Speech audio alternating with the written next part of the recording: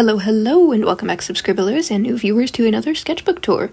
This sketchbook I've had for a few months now, and I thought it would be fun to go over it, and at the end of the video I'm going to be addressing some updates and goals with my new bullet journals that I got. I am a messy writer, and it's hard for me to keep track of things, so I hope this will help improve the channel for next year. This sketchbook is very small, it's just one of those little pocket sketchbooks. I filled it up with stickers of Fruits Basket just because I have lots of stickers and I don't know what to do with them other than customize my sketchbooks. I also do swatch pages for the supplies I use. Now, some of the markers I did use bled through, but I did my best with what I could for this sketchbook. Honestly, I enjoy these sketchbooks because I can do anything I want in them, and because I bring the sketchbook with me on the go, I can just have fun with it.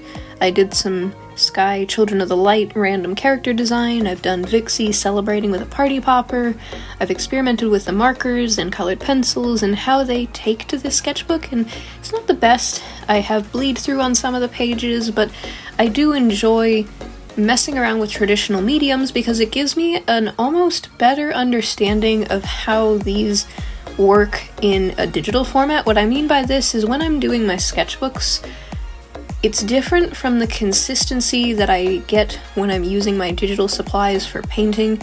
The pressure that I have to use on traditional pencils is vastly different than I do for my digital tools. And also it's fun with the different line art textures, like this drawing here is my alternate universe Sans from the story Reincarnated that I'm working on. Nothing fancy. Same thing with mixing medias of colored pencils, watercolor, and pens. I made a few other fan art pieces in here. For Star Trek, I drew Quark. He's my favorite character, he's very weird. I didn't think I'd like Star Trek, but it's actually kind of fun to sit down and watch all of the different versions of it, I guess, as the years go on. I'm not a fan of some of the sketches in my sketchbook. I wouldn't necessarily call it a dump sketchbook or a junk journal type of sketchbook, where I'll still use most of these and I'll look back on these, and it's actually one of my goals for next year is to go through all of my artwork from the past 3 to 5 years, pick out the stuff that I enjoy, that needs revisions, and I want to actually see how much I've improved as an art challenge for what I did then and what I've done now.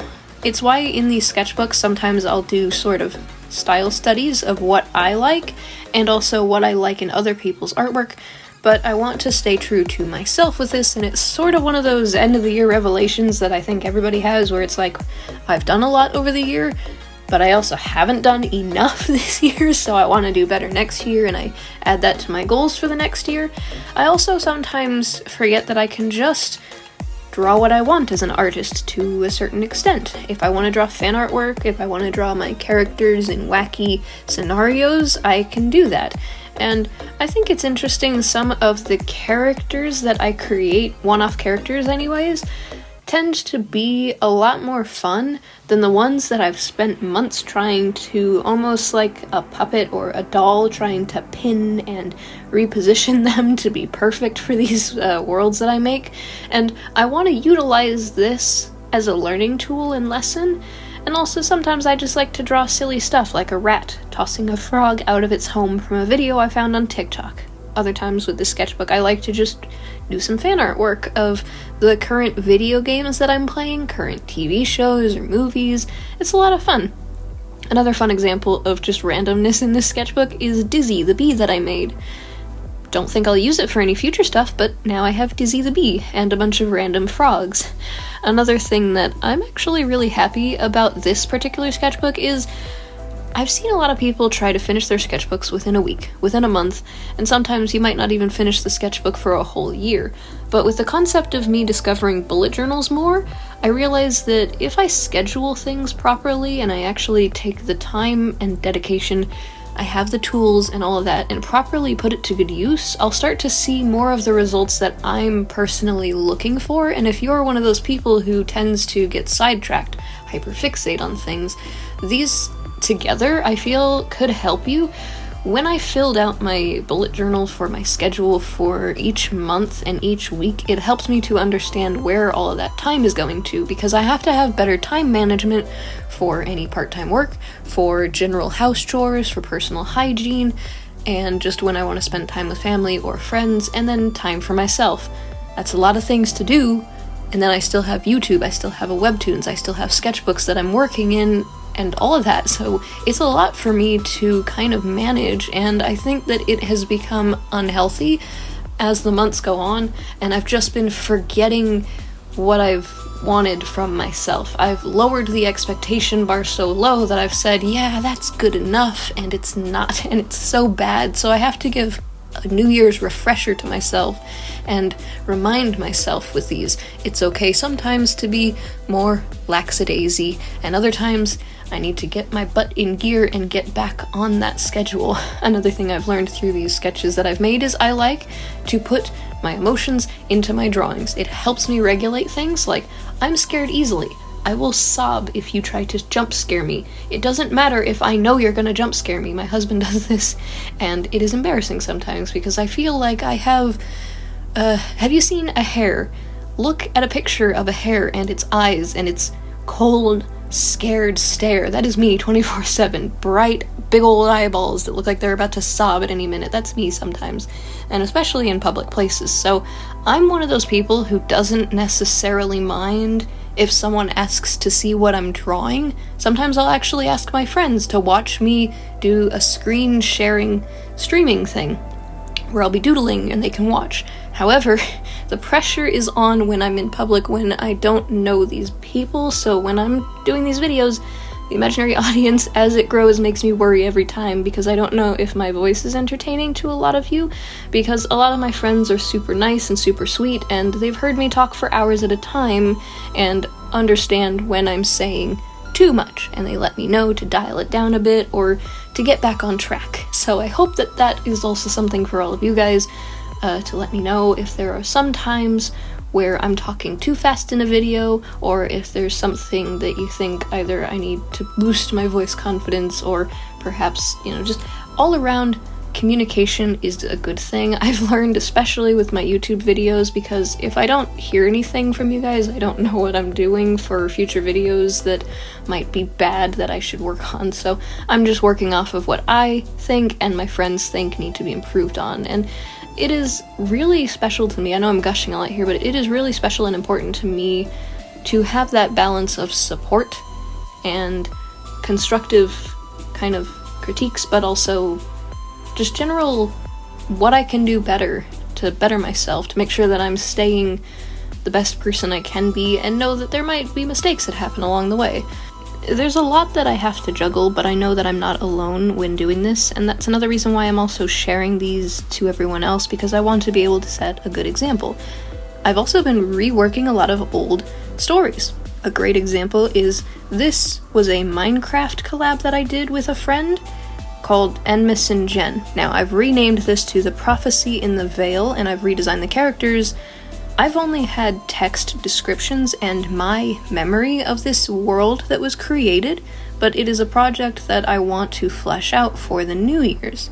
There's also a handful of random doodles that I made that give me something to revise that I didn't even think about in the first place. So working out a whole bunch of sketch dumps, some thumbnails, and just random thoughts spitballed into this sketchbook that I can work with, because past me definitely thinks of different things than current me. As an example, teenage me loved that stereotypical romance gushy stuff, but nowadays I like a proper story behind why a character's met someone, so I've kind of implemented that into these characters where they're not just a ship just because, they actually have a proper personality, they got to know each other, and they have morals and values, and sometimes they do bad things, they make mistakes, and I think that's fascinating for me to relearn this. Now, this might seem like super basic stuff to someone else and say, well, duh, that's how general story writing and character development and all of that works, but for me, you have to remember, my brain is very scatterbrained, so sometimes it takes me a few tries to actually let these lessons sink in, and it bothers me so very much because you can probably go back to my videos and you can hear me repeat stuff over and over and over again, because sometimes my brain just doesn't let go of something, and it takes me a while to say, oh, and then the light bulb pops up above my head. So I worry that when I do those things, it makes me lose audience members because they're like, oh, this is boring and repetitive, but that's just how I am sometimes, and I don't mean for that to be distracting for my channel for any of you guys who watch these videos, but for those of you who do enjoy it, and my friends who have listened to me ramble for hours at a time, I appreciate it a lot, and thank you guys so much, because I try to do the best with what I have, and even when I get new things, learn new lessons and stuff, I try to have that as an overall bettering for not just myself, but to contribute it towards you guys.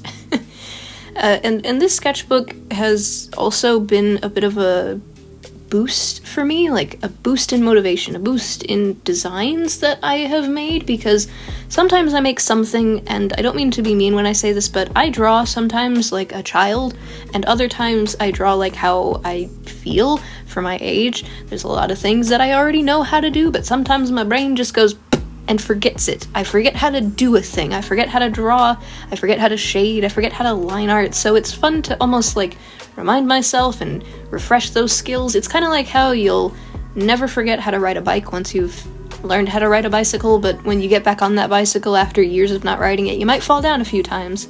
And I think that's an important thing for art, is sometimes when you stop doing art for a long period of time, you forget those skills and you have to brush up on them constantly, and that's what I think this sketchbook has been for me for the past few months, is I've been brushing up on these skills in this sketchbook so that I don't forget it as the new year rolls around, and I plan to aim for bigger and better and higher things so that you guys can enjoy it.